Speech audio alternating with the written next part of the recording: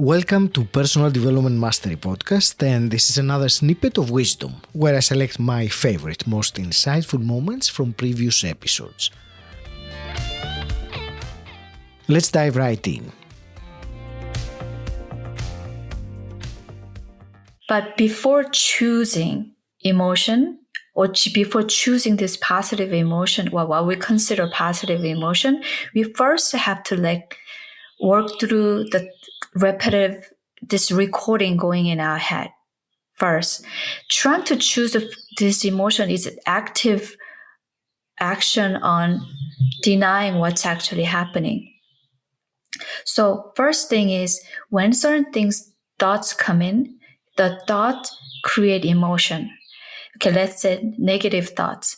Usually if we do this for a long time, it creates creates as energy blockage within our body. But we can talk about that a little bit more deeply. When we have these thoughts come in, we have to stop doing these three things.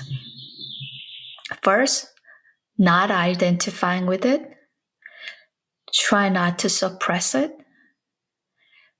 Try not to get rid of it.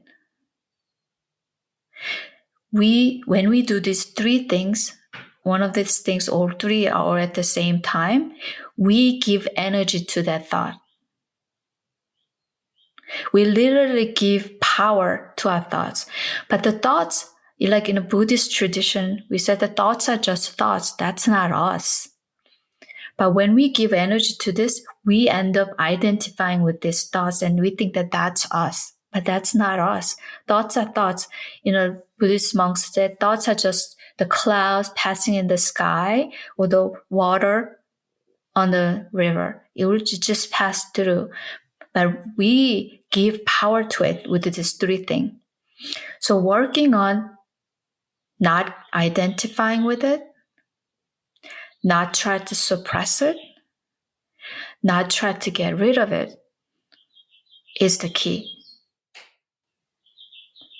We give tremendous power with these three things.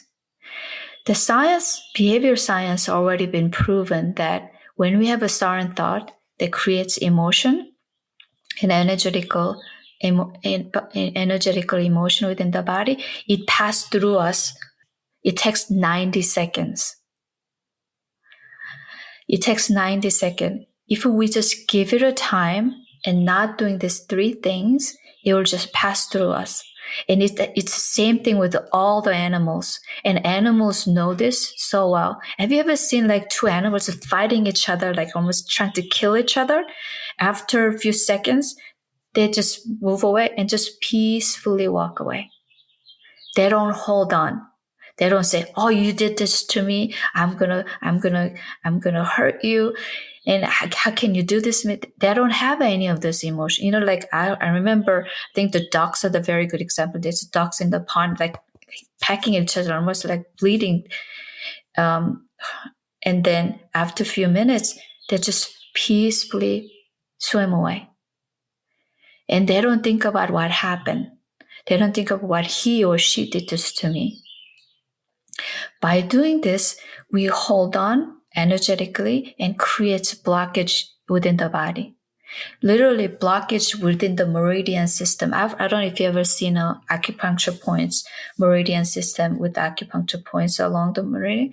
Literally, it creates blockages based on that emotional energy.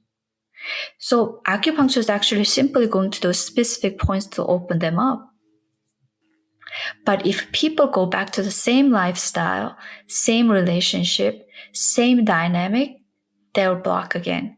This is why I keep seeing people, okay, we work on it, they feel great, then they come back with the same symptom over and over.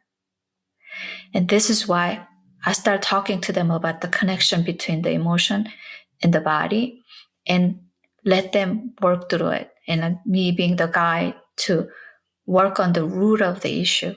Oftentimes it's based on relationships or based on our belief about ourselves. Having this information alone opens up a lot of things. Just someone having this information, oh, Those three things. And that's what I do. And having awareness of that and having this information, like I said, opens up to new behavior, new thoughts. And I told you, for me to come out of my depression were two things: movement and meditation. So that having the awareness, but if you're still struggling, utilize these two things: meditation and movement. When I say movement, it can be any kind of movement. It can be dancing. It can be jumping around. It can be hiking. It can be martial arts. Everything that is actually geared towards actually opening the meridians.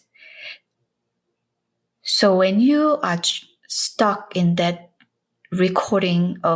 hearing the recording of negative thoughts and emotion going to your head, you do these two things. For a while, consistency is more important than how long you do this. And we need some discipline in the beginning. Discipline is actually required because people often judge themselves like, oh, that was a bad meditation. I cannot believe I have so many thoughts in my head. No, still it was a meditation. It still was a good meditation. It actually builds something within you. And when you move your body, I didn't do enough exercise, whatever that might be. But you've done something. You started something. Just be consistent with it, even if it's 5 minutes. And until the point, and you go to the point that that's all you want to do. When you go into the meditative state, and eventually when your meridian start opening up, it's better than drug. And that's all you want to do all day, every day. So I would say utilize two things. But as far as the movement goes, you can do whatever you want to do. If you enjoy listening and appreciate what we're doing here, the quick, simple favor I'm asking of you is to click the subscribe button. Until next time, stand out, don't fit in,